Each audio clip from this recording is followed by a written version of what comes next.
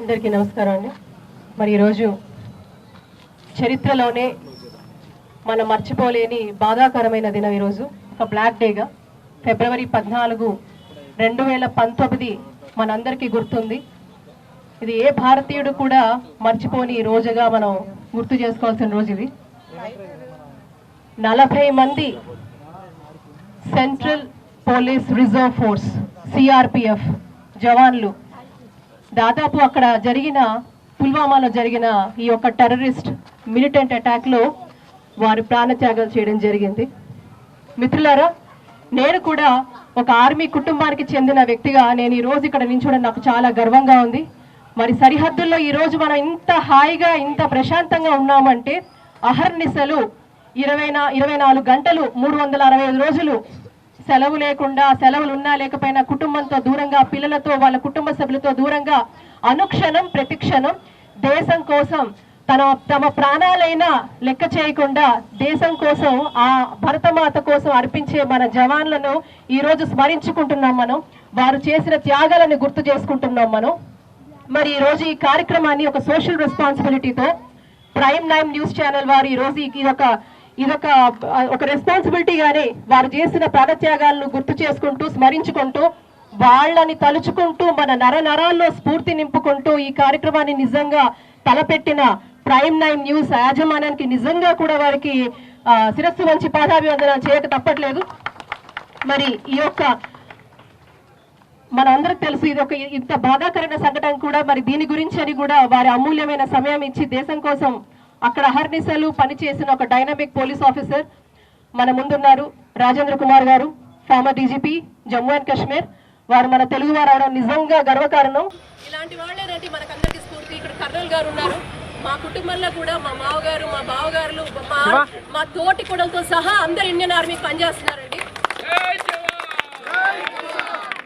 కాబట్టి నిజంగా కూడా ఇదంతా కూడా ఈ రోజు ఈ యువతరం అందరం కూడా చాలా మంది కూడా ఎందుకు దేశానికి సంబంధించిన దాంట్లో ఈ రోజు జాయిన్ అవ్వలేకపోతున్నారు.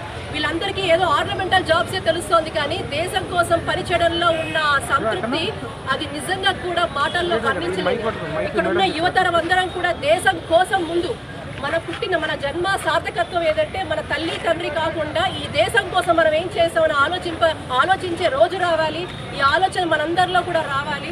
మరి అలాంటి రోజు వస్తుందని ఇక్కడున్న యువత అందరూ కూడా దేశం కోసం పనిచేస్తారని ఆశిస్తూ, మరి ఈ రోజు ఇది జరిగిన ఈ సంఘటన నిజంగా కూడా ఇందాక సార్ చెప్పడం జరిగింది, భారతదేశం సైలెంట్గా ఉండలేదు. అటు నరేంద్ర మోడీ గారి నాయకత్వంలో భారతదేశం దేన్ని కూడా ఉగ్రవాదాన్ని, ఎట్టి పరిస్థితుల్లో ఉగ్రవాదాన్ని క్షమించదు అని ఒక గట్టి మెసేజ్. దీని తర్వాత జరిగిన ఒక అటాక్ మనం చూసాము. మన కూడా జరిగింది భారతదేశం. ఇదంతా కూడా ఈ రోజు భారతదేశం కూడా ప్రపంచ దేశాలలో కూడా శాంతిని, ప్రేమని చాటి చెప్పే దేశం.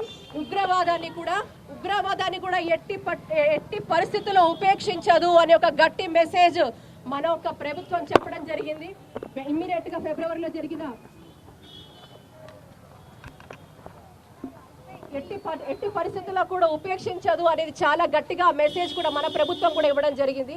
కాబట్టి మిత్రులారా, దేశం కోసం, ధర్మం కోసం ప్రతి ఒక్కరం కూడా పాటుపడాలి. మరి ఇలాంటి సంఘటనలు చవి చూడకుండా మరి ఒకసారి మనం అందరం కూడా మనం ఏంటో ఈరోజు మన సత్తా చూపిస్తున్నాము ప్రపంచ దేశాల్లో కూడా.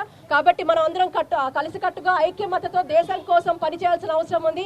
మరింత మంది యువత కూడా మనకి ఏవైతే ఆర్మీ కానివ్వండి, సిఆర్పిఎఫ్ కానివ్వండి, ఇతర ఏదైనా అనుబంధ సంస్థలు ఏవైతే ఉన్నాయో మనం దేశం కోసం సంరక్షించుకొని ప్రతి ఒక్కరు నడుం కట్టి ఈ తరం యువత కూడా ముందుకు రావాల్సిన అవసరం ఉంది.